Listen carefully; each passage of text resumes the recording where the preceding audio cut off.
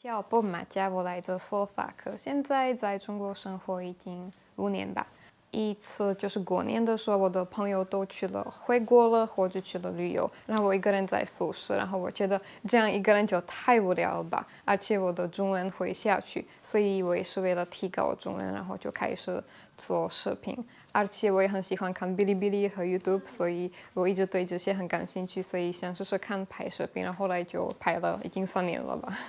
就我想去中国一些地方，然后拍一些就是可能其他外国人还没有机会拍的内容。我最在意就是拍一些新的，就是还没有人尝试的内容。比如去北京，我也会想，就是北京就是以前是怎么样子呢，现在是怎么样子呢？然后怎么把北京介绍给我的 B 站的朋友，然后让比如外国人了解这个城市，因为外国人对中国城市偏见还是很大，他们可能只知道北京。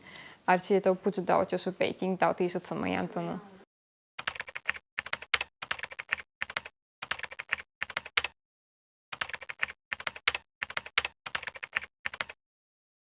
Not only Popmata and Navina, but more foreign YouTubers told us they face increased harassment from clickbaiting Western journalists and anti-China trolls. 真的崩溃了，因为没想到我们国家媒体就是一个人可以写他的自己的想法，然后完全不做真正的研究，然后发表。我们家人、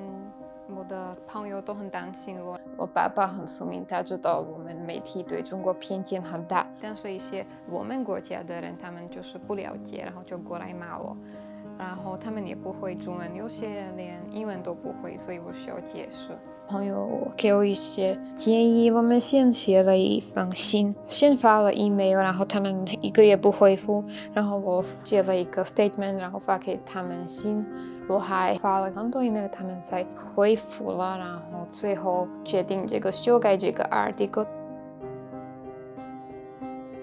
这段时间也就是很失望，但是也觉得这个是一个新机会，因为我也拍了一些新视频，就是介绍我的这个心理状态，然后我未来的打算，然后获取了很多新的粉丝，然后我觉得这个是一个好机会，就是给更多不仅中国人和外国人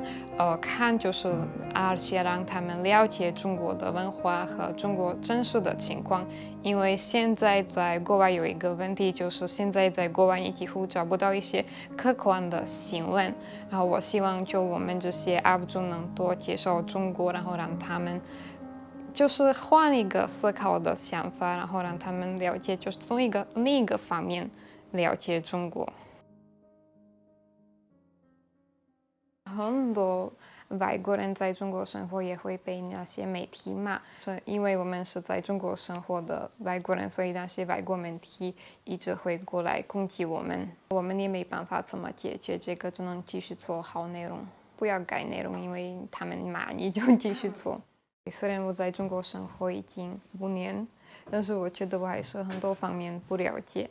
如果我有机会，我要继续留在中国。然后接下来有个打算，就要去更多地方旅游，然后了解更多中国人和当地文化。因为觉得很多视频是在室内拍的，所以我要去一些我还没去过的地方，然后拍一些我还没拍过的内容。